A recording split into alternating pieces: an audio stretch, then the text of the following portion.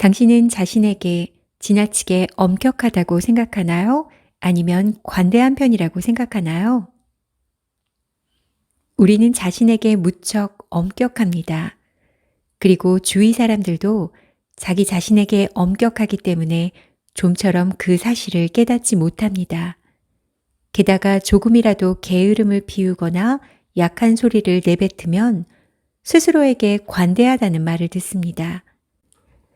마치 엄격한 수행을 거듭하며 깨달음을 얻으려는 수도승이나 규율을 굉장히 중시하는 군인 같습니다. 물론 득도에 대한 열망으로 산에 틀어박혀 폭포수를 맞고 있는 사람들은 자신에게 엄격해도 됩니다. 그러나 보통의 행복을 바라는 사람이라면 당신의 기준은 당신을 옥죄할 뿐입니다. 최근에 지금 행복하다고 솔직하게 느낀 때가 있었나요? 내가 행복하다고 하면 주위 사람들이 시기하지 않을까? 정말 행복한 것이 맞냐고 따지고 들지 않을까? 그럴 바엔 행복하다고 생각하지 않는 편이 낫다. 행복하다고 자신있게 말할 수 있으려면 쾌적한 집에 살면서 가족이 화목하고 직장에서 인정받으며 경제적으로 자유롭고 친구도 많아야 한다. 그러니 지금 나는 전혀 행복하지 않다. 이렇게 생각하고 있는지도 모릅니다. 또한 행복의 기준을 무의식적으로 높게 설정하면 행복해도 된다는 허가를 스스로에게 내릴 수 없습니다. 무엇이 나를 불편하게 하는가? 흔히 우리는 세상 사람들이 자신을 어떻게 볼지 의식하고 사회의 시선을 두려워합니다. 사회의 시선은 내 안에 부끄러움을 심어줍니다. 사회의 시선을 행동의 기준으로 삼기 시작하면 주변에서 어떻게 생각할까? 주위 사람들이 싫어하지는 않을까? 하고 신경 쓰기 시작합니다. 이렇게 행동해도 괜찮을까? 남들이 비웃지 않을까? 실패하면 다들 무시하겠지? 내 생각을 솔직히 말하면 다른 사람들이 비난할지도 몰라.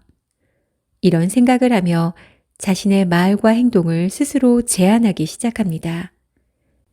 자신에 대한 삼엄한 감시가 시작되는 것입니다. 이렇게 되면 전혀 자유롭지도 행복하지도 않습니다. 게다가 늘 남의 눈을 의식하며 행동하느라 스트레스가 쌓입니다. 내가 이렇게 하니 너도 이렇게 해. 상대방에게도 자신과 같은 행동을 요구하는 것입니다. 타인의 시선을 의식하면서 살아가는 것은 자기 의견보다 남들이 어떻게 생각할지를 더 신경 쓰는 타인 중심의 삶을 사는 것입니다. 어떤 일을 하고 싶어도 다른 사람에게 비판을 받을지도 모른다는 생각이 들면 아예 시도조차 하지 않습니다. 타인 중심의 사고방식이 습관으로 자리 잡으면 자기도 모르는 사이에 나의 감정과 생각은 사라집니다. 급기야 내 마음을 모르겠다, 무엇을 하고 싶은지 모르겠다고 생각하는 것입니다. 자기 내면에 자리 잡고 있는 엄격한 기준은 상당수 타인 중심의 사고방식에서 비롯된 것들입니다. 삶의 기준을 타인에서 나 자신으로 옮겨보세요. 타인 중심이 아닌 자기 중심으로 살아가는 것입니다.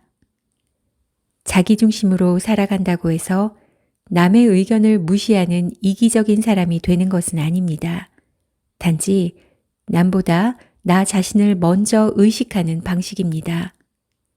내가 어떻게 느끼는지 자신의 기분을 확실히 인지한 다음 타인의 기분을 생각하는 것입니다. 본인의 생각과 가치관을 분명하게 가지고 상대방의 의견을 듣는 것입니다. 저 사람은 A라고 하지만 나는 B라고 생각한다 라고 자신과 타인 사이에 명확한 선을 긋는 것입니다. 타인 중심으로 사는 사람은 이와 반대로 상대의 생각이나 의견을 우선시함으로 점점 삶이 버거워질 뿐입니다. 행복에서 멀어지는 생각 습관. 사람은 저마다 수천 개의 관념을 가지고 있습니다. 그 중에는 긍정적인 관념도 있지만 스스로를 제한하고 자유를 억압하는 관념도 적지 않습니다. 부정적인 영향을 미치는 관념은 대부분 마음의 상처에서 비롯됩니다. 힘든 경험을 하고 나면 다시는 상처받지 않으려는 관념이라는 이름의 갑옷을 걸칩니다. 자신이 믿었던 사람한테 배신당하고 괴로워하는 사람은 어느 누구도 믿으면 안 된다고 마음에 새깁니다. 어떤 일에 실패하고 비난받은 적이 있는 사람은 절대 실패해서는 안 된다는 믿음을 가집니다. 그 나이에 무슨 이라는 말을 듣고 마음의 상처를 입은 사람은 젊지 않으면 안 된다고 단정 지어 버립니다. 자신이 경험한 것뿐 아니라 타인의 행동을 보고 이런 신념이 굳어지기도 합니다. 늘 경제적인 문제로 힘들어하는 부모님을 보고 자라면서 돈만 있으면 행복해질 수 있다고 믿는 사람도 있습니다. 이것은 자신이 직접 경험한 것이 아니라 부모님의 경험을 보면서 자기 마음속에 자리 잡은 것입니다.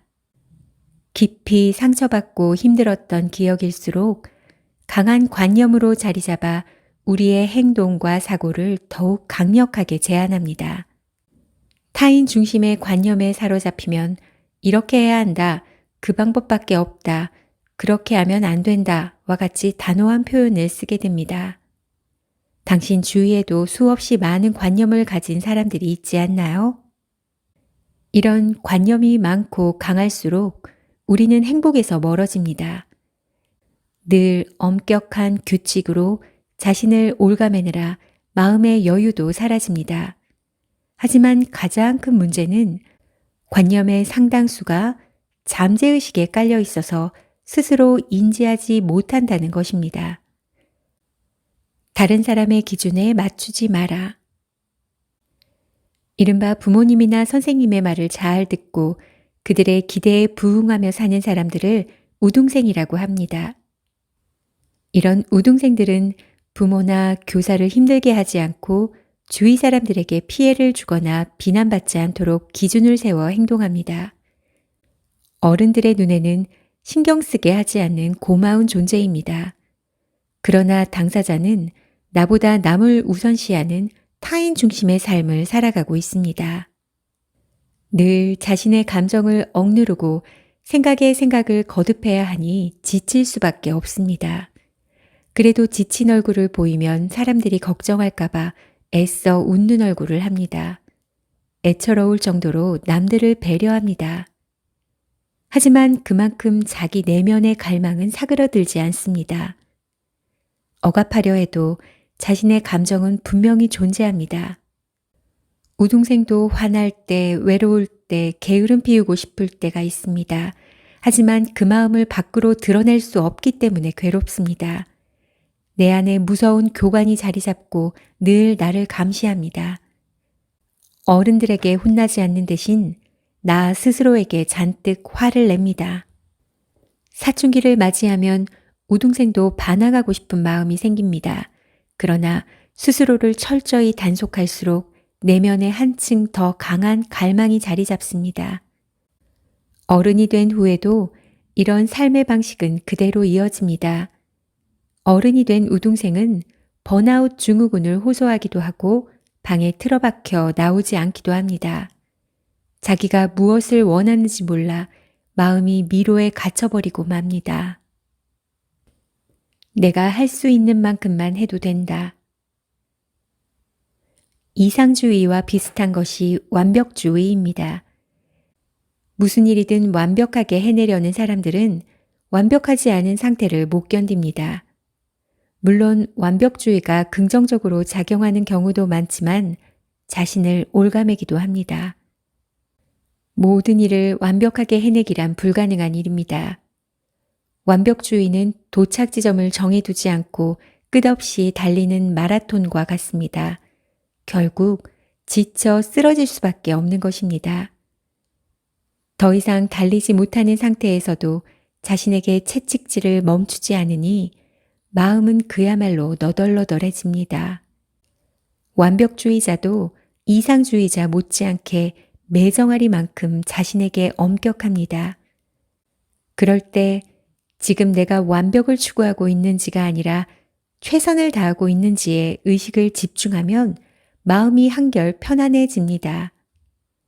할 수 있는 만큼 하는 수밖에 없다. 그러니 할 수 있는 만큼 최선을 다하자. 이상주의와 완벽주의자는 자기가 할 수 없는 일을 자신에게 요구합니다. 지금 하는 일에 최선을 다한다를 바꿔 말하면 못하는 것을 인정하는 용기입니다. 이것을 제대로 인식하는 것만으로도 마음이 훨씬 가벼워집니다.